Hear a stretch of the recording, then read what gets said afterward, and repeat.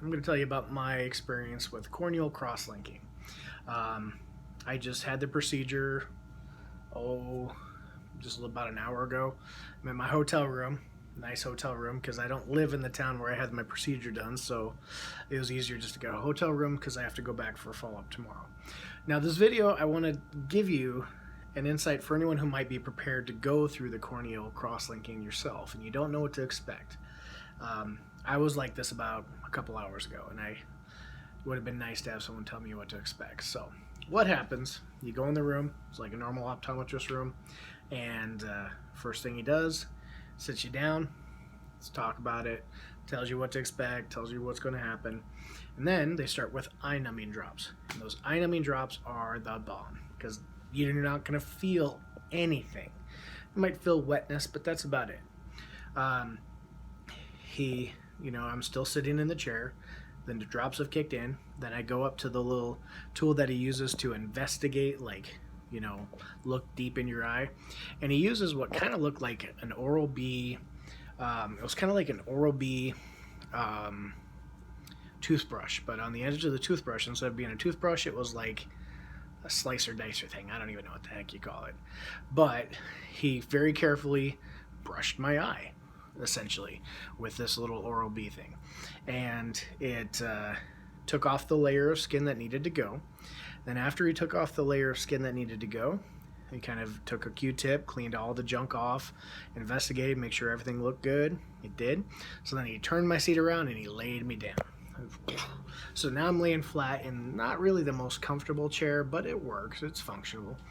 And his assistant starts the process of 2 drops about every 2 minutes, 2 or 3 drops of this riboflavin, I guess it is, every couple minutes. And it's this yellow fluid, and all of a sudden it's like, ooh, everything's yellow.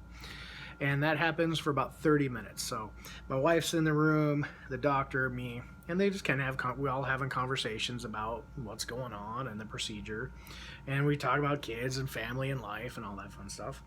And every 2 minutes, another drop. And then in the mix of that, she was also putting in numbing pills, or the numbing drops, to try to make sure I didn't feel anything.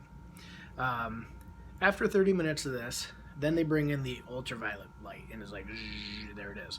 And they say, okay, look at this red dot. So I'm looking at this red dot, and it's not really a dot, it's a blur. It's just a blur. It's a blur. So this is the hardest part. Trying to focus on a blur for 30 minutes and not move, and just focus on it, not move your eye and not move your body. That's the hardest part. And the Valium's kicking in and you're kind of getting tired, so you want to go to sleep. So that gets a little hard. But next thing you know, 2 minutes, drops, looking at the red light, bringing in drops, still looking at the red light, drops every 2 minutes, then some pain numbing stuff. Then at the end, she comes in, takes saline solution, cleans it all out, takes some more numbing drops, some antibiotics. They throw a contact lens bandage on it, tape it shut for the night, and that's it. Send me on my way, prescription of Xanax, and just rest. Get to use some ice, some ibuprofen, and just try to get through the night, because now I've been told is where this is going to start to suck.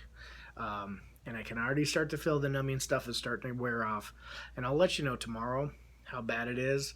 But right now, they say one way to expect is kind of like as if you dropped hot sauce in your eye, extremely hot sauce, drop it in your eye and just let it be there. And that's what I'm going to expect all night, I guess. So we'll see how it goes. I'll tell you tomorrow. I have my follow-up tomorrow, and I'll let you all know how that goes. But that was kind of what my corneal cross-linking procedure was like. And here I am in my hotel room, going to rest. Tomorrow I'll wake up, we'll go see him. I'll keep you all posted. Be sure to like and subscribe my page, and I'll keep you updated over the next couple months on the follow-ups of this corneal cross-linking. And in case I didn't mention this, my vision before was jacked up. It was the best it could be corrected was 20/70, and it was like a misshapen deflated football. Didn't look like a tennis ball. It was pretty bad situation, and I had triple vision.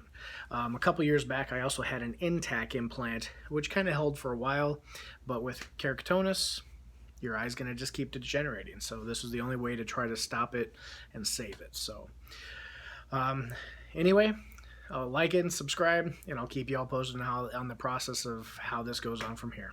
All right, thanks.